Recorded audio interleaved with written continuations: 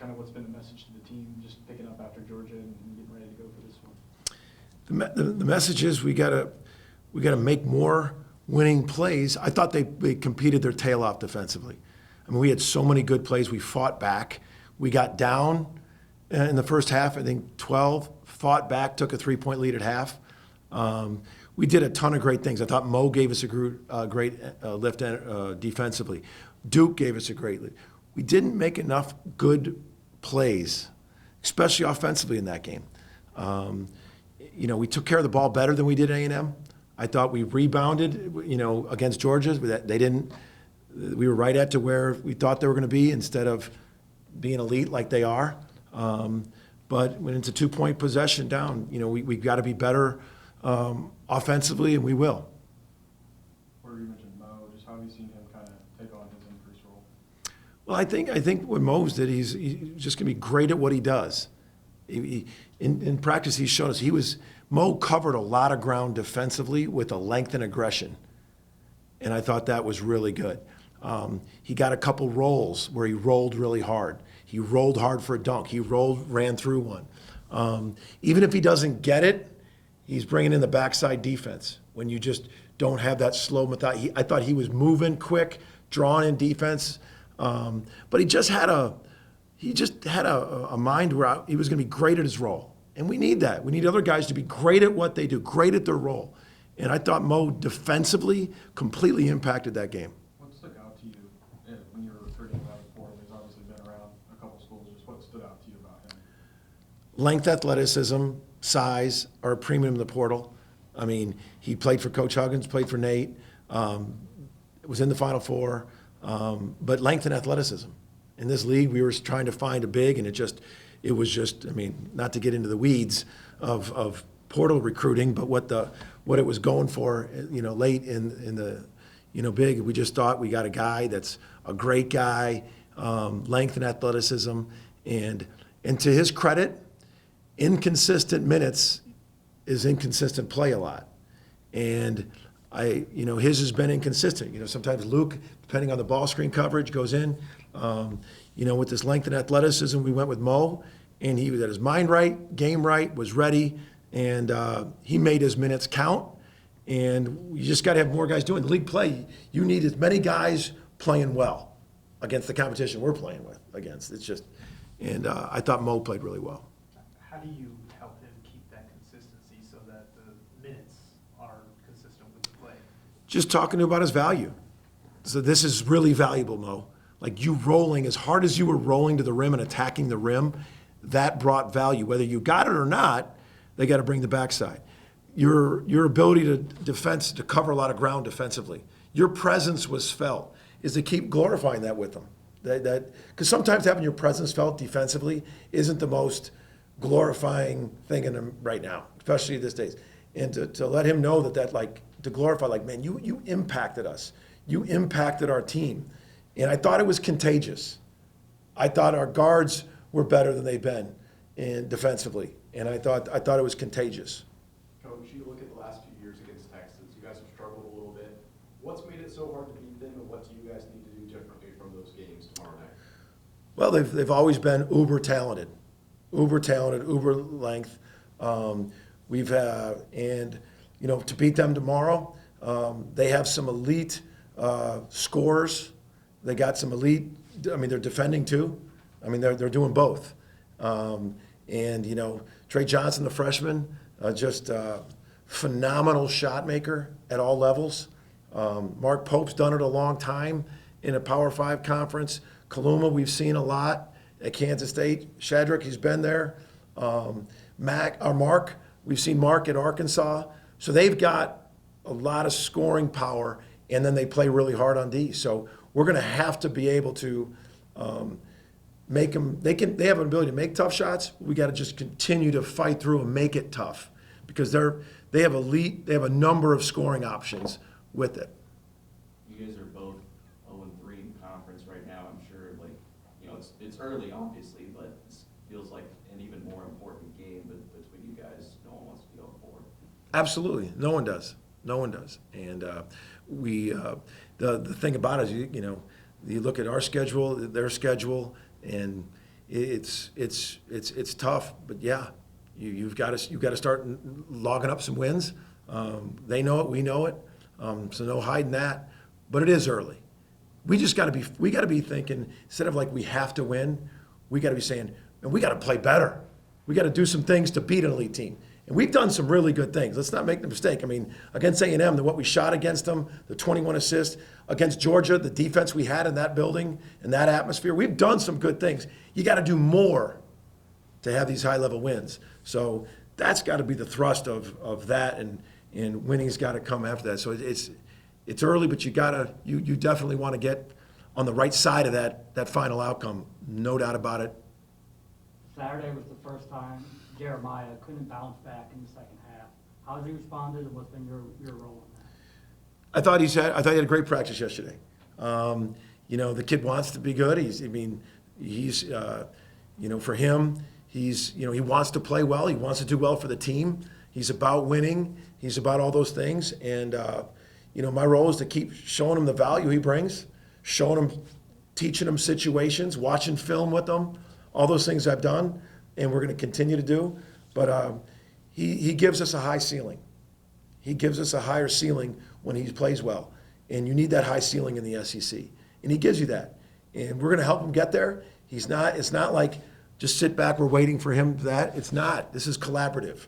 He is special teammate, special player. It's collaborative, and we'll help him get there. But we have a higher ceiling when he's playing well. Well, along those lines, just through the first three conference games, what stands out about maybe how defenses are defending him, and just what's going to be key for him in terms of attacking? It's just, be who he is. Put pressure going downhill.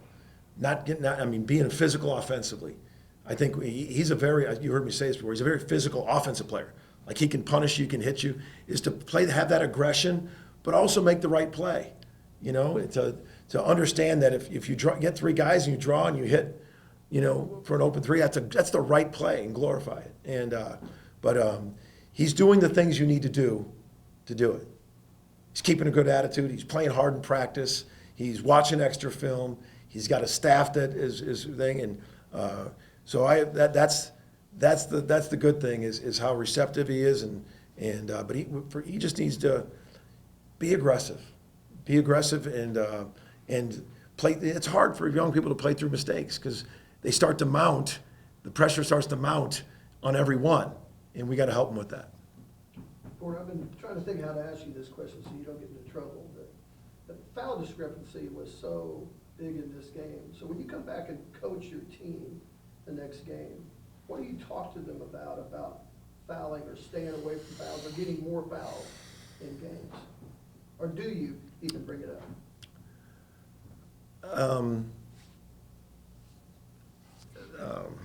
I tried to ask it. I know. If you're uncomfortable. No, you got to tiptoe sometimes.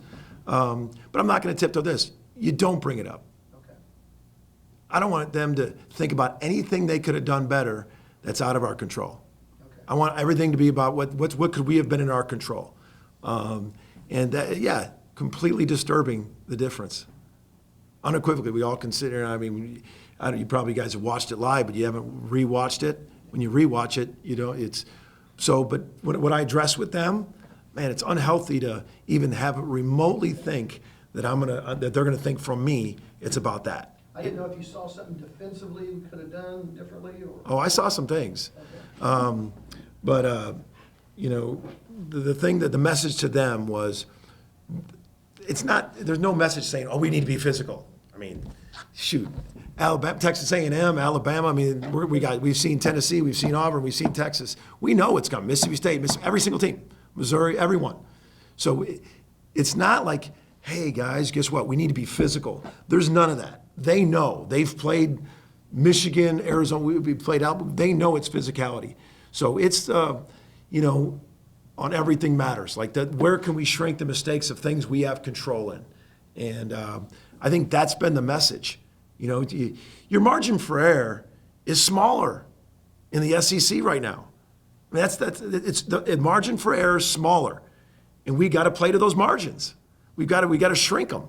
We've got to get that swing and our margin in our favor.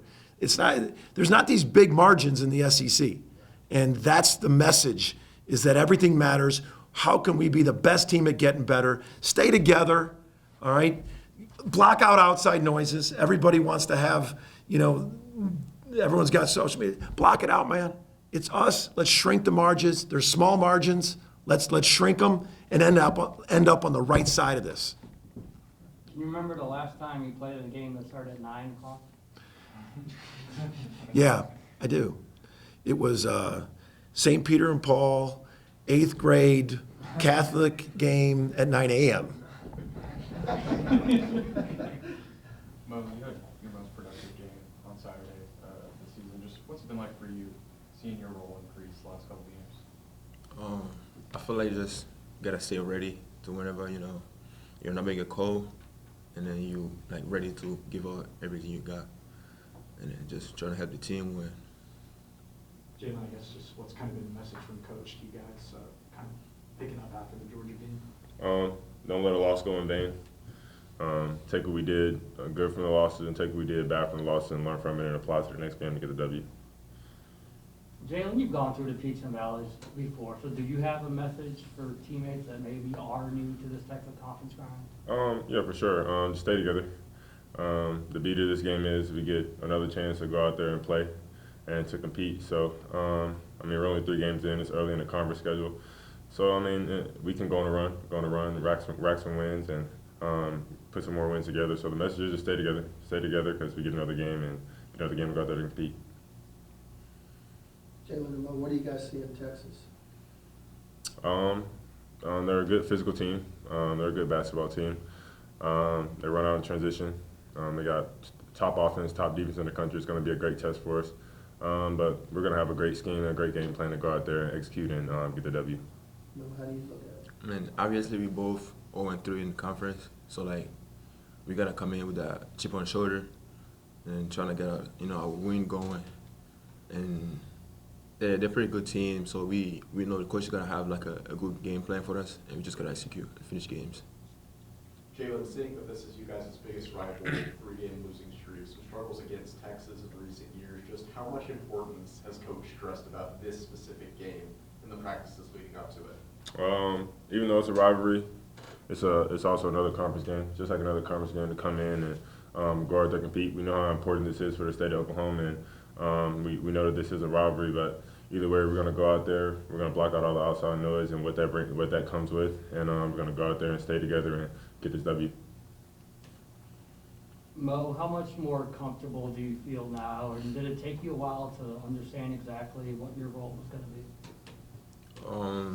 Not really. I just come in to play basketball. So like whatever role I get, that's what I'm gonna do my best in. Well, you've obviously been around a couple schools now. Just what stood out to you about Oklahoma during your recruitment, and just what played into your decision to come here? It's really like the coaches and the players that we had on the roster. Like when I came on my visit, I met a couple of them, and it was just like a family environment type. So that's what I really liked about it. Jalon, with the roster turnover, you're one of the few guys that's played against Texas before. What do you tell the other guys about what the environment is going to be like here tomorrow night? The atmosphere is going to be crazy. It's going to be a lot of students there, a lot of fans, but the message is just have fun taking in the environment, and when it's game time, it's time to lock in and get the dub.